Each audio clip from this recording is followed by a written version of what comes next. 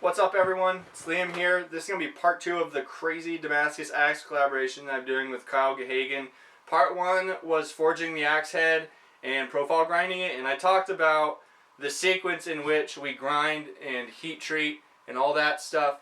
And instead of doing my rough grinding before heat treat, all I'm going to do is remove the scale and then heat treat. After the heat treat, I'm going to do my rough grinding, my final grinding, and the polishing, all of that completely after it's heat treated. The reason being because when it's in the heat treating oven and it gets red hot, it produces something called decarb, which is a layer on the steel that we don't want. And if there's decarb on the surface of the steel, when we etch it, it'll show through the Damascus pattern. It'll look bad. So what I'm going to do is just hog off the scale real quick and then toss it in the oven.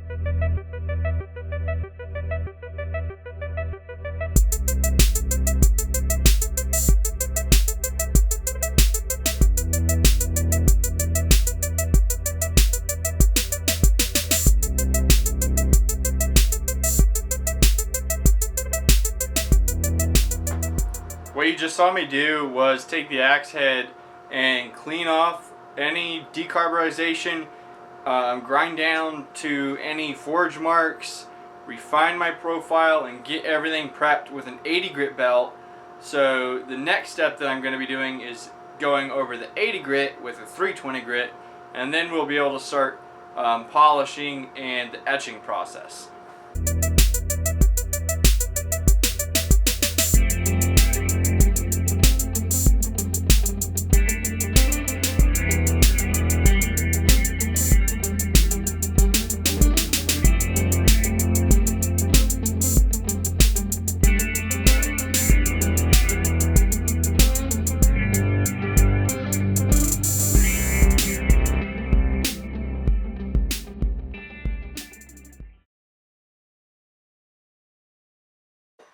Now that I have the head up to 320 grit, I am going to take a break from polishing and go ahead and test fit it on a handle.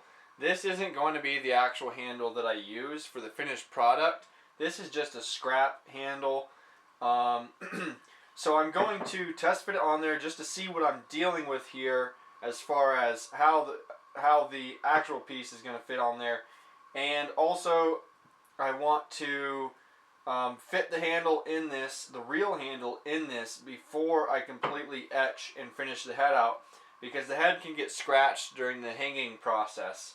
As you guys have already seen from video 1 and this video, the sequence in which I have to do things with this axe is different than my normal axes that I make.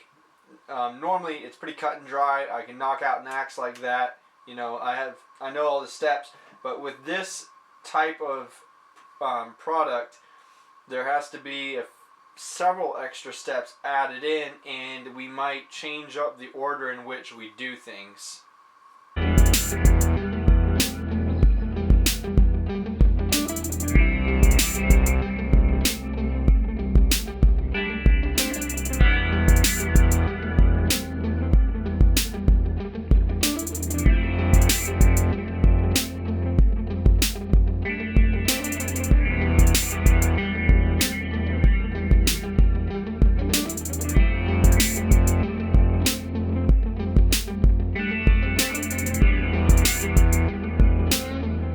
Just a test handle. Again, the reason that I did this is so I didn't run into any surprises when I'm doing the real fit up, because I'm going to be using a piece of wood that cost me, I think I paid $300 for the wood alone, and of course Kyle put a bunch of time and money into forging this MOSAIC Damascus, so cannot afford to mess up. Just a trial run here. Everything went pretty smoothly as I was expecting, so we're going to move on. Let's see. I guess I'm going to start moving on to the real handle fit up here, because I don't want to etch this and finish this head out until that head is fit on there, because I can knock it back out. Here's the very big, very expensive chunk of Hawaiian koa that I'm going to be using for this project. Dear God, I hope I don't mess this up. Here we go.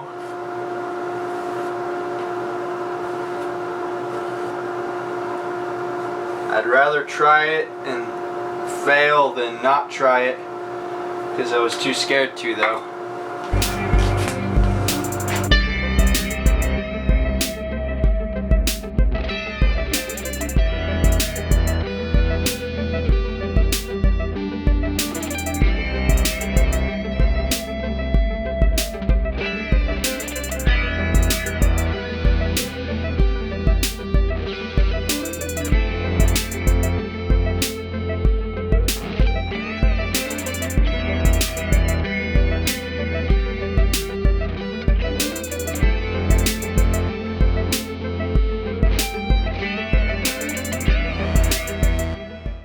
So I got the handle blank cut out. We're ready to start fitting the head to it.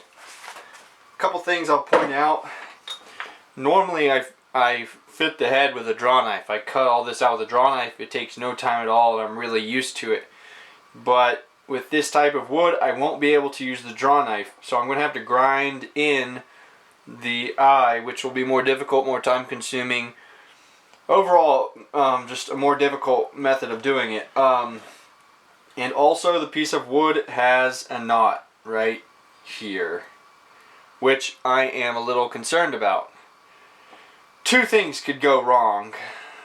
The handle could just break while I'm fitting it because there's a weak point right there. It's not really as likely because it's just right on the corner there, but it's a possibility. Another thing that could happen in the finished product, when I grind into this, it could create a void. If that happens, I'll have to fill it in with something. It looks like it might grind out, but it's just something to keep an eye on.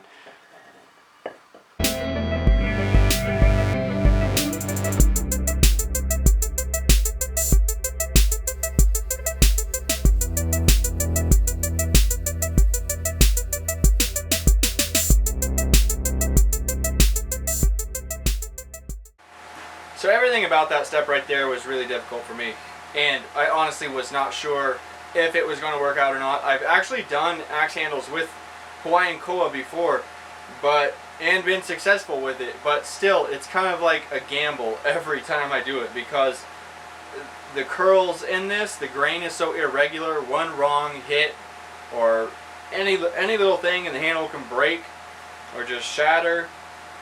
And so I'm really glad to get this step out of the way. That's going to be the bulk of the work. Now what I need to do is take the handle out, put it aside until the end. What I need to do next is continue with the polishing and the sharpening and the etching of the head. So I just finished putting on the edge of the axe, feathering it in so we have a nice convex grind before we do the polishing. This is basically our last chance, our only chance to test the edge out before we go any further, because once I polish this, we won't be able to use the axe. It could damage the finish. So we can give it a couple swings here with this test handle.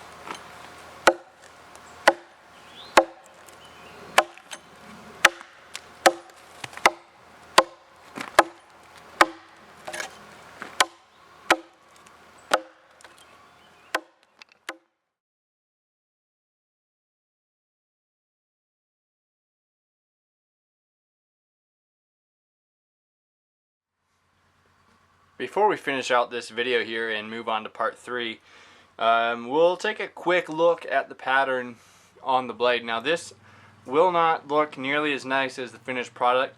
This will just be a quick rough etch just to kind of give us a sneak peek. So let's see what we got here.